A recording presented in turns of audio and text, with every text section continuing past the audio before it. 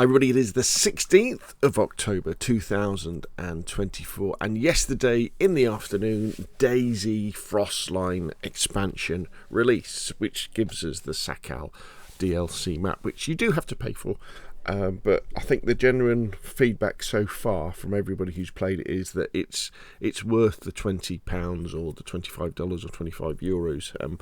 Now the release day was a little bit bumpy, with lots of problems for the servers, and I imagine this is probably due to the sheer number of people who are trying to get on, and I know there's some other things going on as well. But in this video, what I wanted to do was to take a little bit of a step back and read through the dev post from Adam, and then we'll go through the patch notes as well, just to make sure that we haven't missed anything that's been introduced with the rush to get our servers up to date and to get on and enjoy the snow and ice. So let's start off with the DayZ Frostline release blog post. Of course, all the links to these articles will be in the description below this video, and this is by Adam. I think his official title is lead dev. I might have that wrong though. Greetings survivors, the wait is over. We are happy to announce that update 1.26 and DayZ Frostline are now live on all platforms. This article dives into what DayZ Frostline is and what you can expect once you get into the game. DayZ Frostline is all about fighting the cold, but the most important part of it is a third official map called Sakhal. Sakhal is a frozen volcanic archipelago located in the Far East. With its windy hilltops, snowy forests, messy settlements, vast ice fields and massive naval base, it will certainly test the limits of your survival skills. The temperature on Sakhal is usually below 0 degrees Celsius. Food supplies are scarce and mostly found frozen. So for our American cousins out there, so with Celsius, 0 is where the water freezes. So is it minus 40? Is it the water freezes in Fahrenheit? I can't quite remember. But yeah, so it's really cold. Food supplies are scarce and mostly found frozen, forcing players to thaw them out. The landscape's volcanic nature, meanwhile, poses additional contamination challenges. So what that means is that what we can do now is that on Sakhal, and I guess if they add snow to Chernarus and Livonia, is you can eat the snow for hydration, but because of the volcano, there's lots of it that is contaminated with heavy metal poisoning from the ash on the volcano, so that when you go, if you get some snow and you put it in a container and you thaw it out, chances are it's going to give you heavy metal poisoning. We've got these new pills called Chetling, I think they're called. They're a bit unusual in the fact that what they can do is not only do they disinfect and purify the water so that you can drink it, but if you've got heavy metal poisoning, you can eat them, and they will help cure your body of that. With food in short supply, many players will resort to hunting. We want to make sure this part of the game feels unique, so we're introducing 3 new animals to hunt for and 2 new fish to try and catch. They are good. For those who want a more in-depth look into DayZ Frostline development, take a look at our unique series of dev blogs, and they're definitely worth looking at because it goes through all these additions. If you're interested in buying DayZ Frostline, you can do so on Steam, Xbox and PlayStation, while access to servers running Sakhal requires a purchased copy of DayZ Frostline. We're providing all the assets we built Sakhal with, as well as supporting feature and assets free of charge to anyone in the community. So what that means is things like food freezing if your server is set to be really cold, the new animals, all the new gear, all that sort of stuff. You can use that on your Chernarus and Livonia or Deer Isle or other servers. We don't want to hamper our community's creativity and look forward to seeing what you come up with. Yeah, and there's new assets in terms of buildings as well that we'll be able to use in DayZ Editor, to create custom locations on console and PC, which will be pretty good. What I'm really interested in is the snow textures. So see if there's any of those that we can lay down, because obviously with snow textures, you then get the ability of adding a kind of proper and inverted winter Chernarus and winter Livonia. I know we've got Don's work on this, and that looks okay, but I think we can do better, can't we? Even if you resist the urge of getting DayZ Frostline, there are plenty of things changing in this base game. If you'd like to dive deep into what Update 1.26 has to offer, you should definitely check out this article. One thing that isn't mentioned in the article is the introduction of boats. Yes, you read that right. We are adding small rubber boats to the game. They are the easiest vehicles to get running by far and can be used to traverse large bodies of water. The boats can be very handy on Sakhal, though they can also be spawned on any map. So the boats just need a spark plug and fuel, and then you're off. They don't have any storage in them. And in my experience, Even on Livonia, where you're just really using them on the river, they're brilliant, and it makes you look at the map in a very different way in terms of navigating, like with Chernarus, the fact that you think, okay, so I'm going to navigate around the coast, but also going up the rivers in Chernarus. We forget about the rivers, even the small ones, and that's really cool.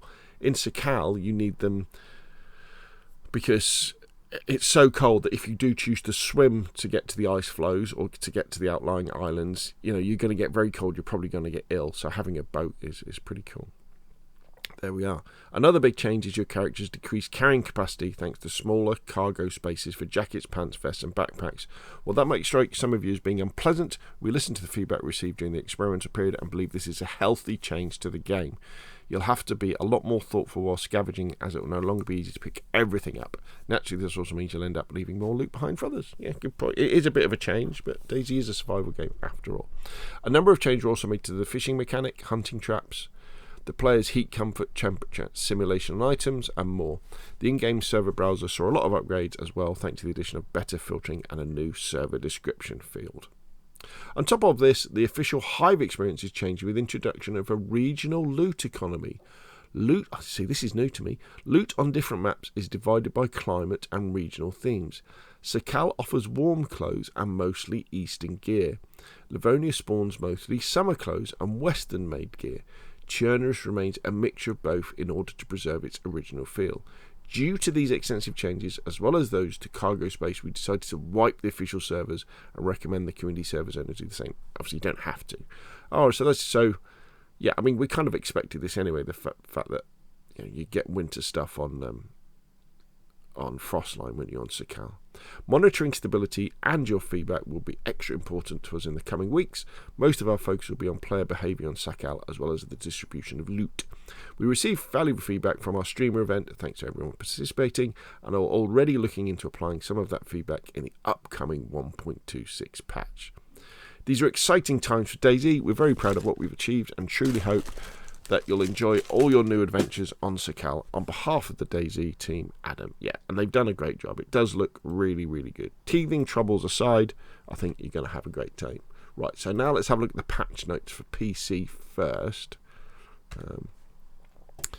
Added the Sakhal terrain, rubber boat, ice axe, yellowfoot mushroom. I didn't think mushrooms would spawn on Sakhal, but they do, and you can eat them. Reindeer, winter theme infected, winter theme variants of clothing items, Budanovka. These are clothes, aren't they? Snowstorm Ushanka, ski gloves, navy uniform, OM key, walleye pollock, steelhead trout.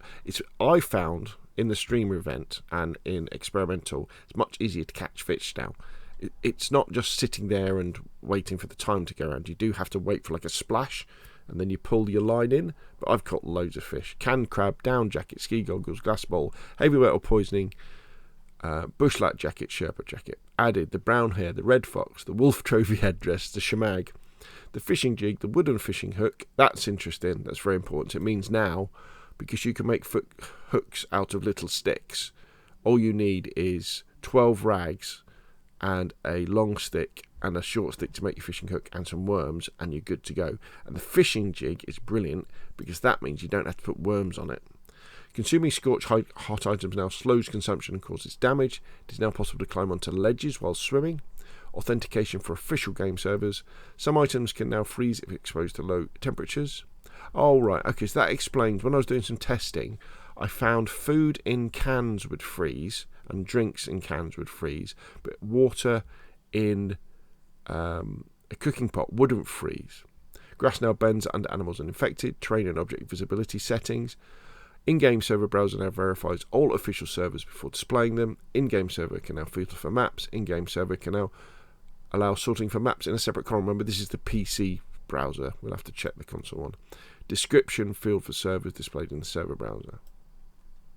Okay, so then there's lots of fixes. Changed. Here we go. Updated official server naming conventions in coherence with server browser. Rework character heat comfort and how it is influenced. Rebalance insulation values of most clothing.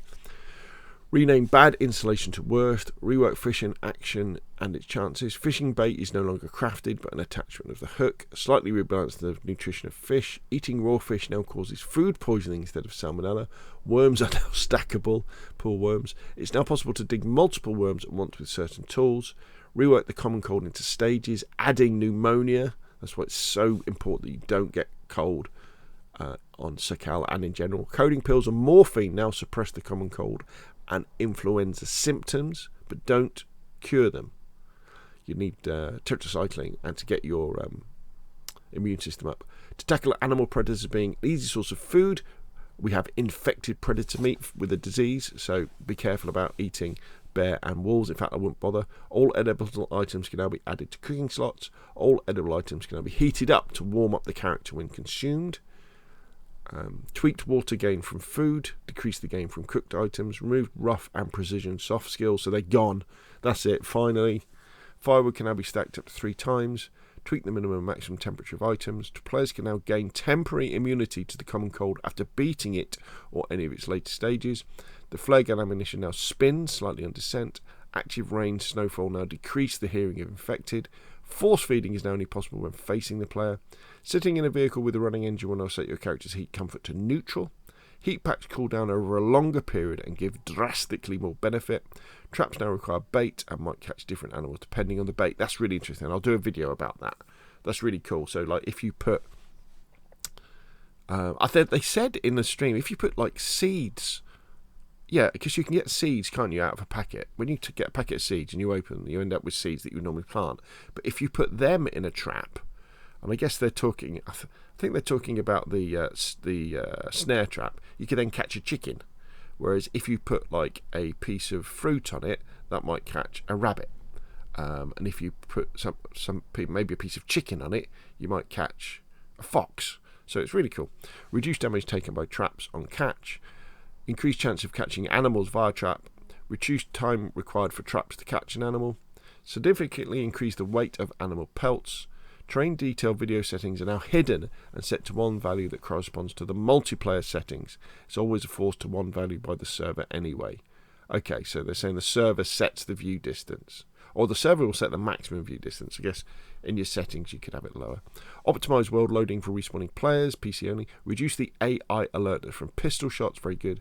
Strongly reduce the AI alertness from shots of the Sporter, very good as well because it's such a pea shooter. Heat buffer now shows progression on the HUD. Reduced size of the cargo on most jackets, pants and vests. Adjusted inventory sizes of various items. Many continuous actions now have their camera view limited to the general area, so you can't spin your head around like a possessed demon. Where the action is conducted, it's not possible to construct garden plots below certain environmental temperatures because the ground would freeze. Restock value is not properly considered when restocking items. Churnerous, fix glitch military convoy. Morning fog behaviour. There is always morning fog around the coast and in the low altitude valleys. The density is randomised. It can be too... they fix that. Wind direction speed is giving clues about the upcoming overcast will be. Large scale rebalance of clothing, items and firearms. Livonia. Morning fog behaviour. Sudden overcast. It can get... wind direction speed is giving clues. Default date reset interval move from August, September to July, August. So you can see how they're saying that different maps are at different seasons. Large scale rebalancing of clothing and firearms. So we've got server fixes. Change. Restock values and types will now trigger in between singular spawns.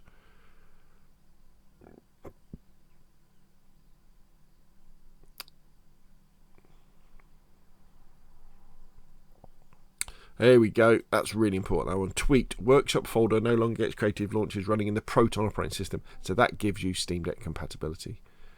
Launch now verifies. Right, here we go. Modding. Now some of this will apply. Added C-game reload shape to reload objects. Support for noise parameters.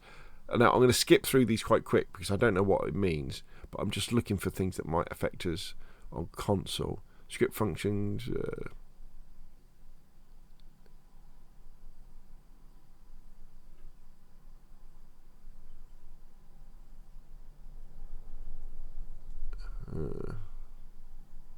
Terrain builder, don't use it. Known issues.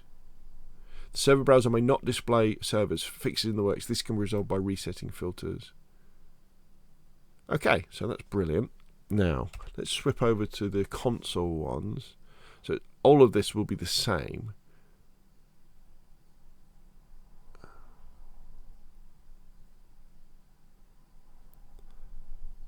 Let's go down.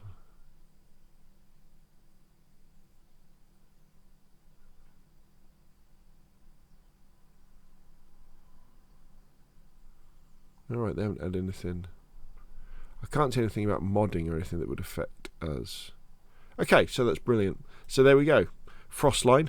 Highly worth getting. I can understand why people might go, ooh, it's a little bit stiff at the moment, but maybe if you haven't given Bohemia any money since you bought DayZ, you know, several years ago, since Livonia, it's worth investing in because it is very, very pretty. It is a game changer, and it does, from what I've played probably about 5 or 6 hours of it, it does seem to be very, very nice indeed.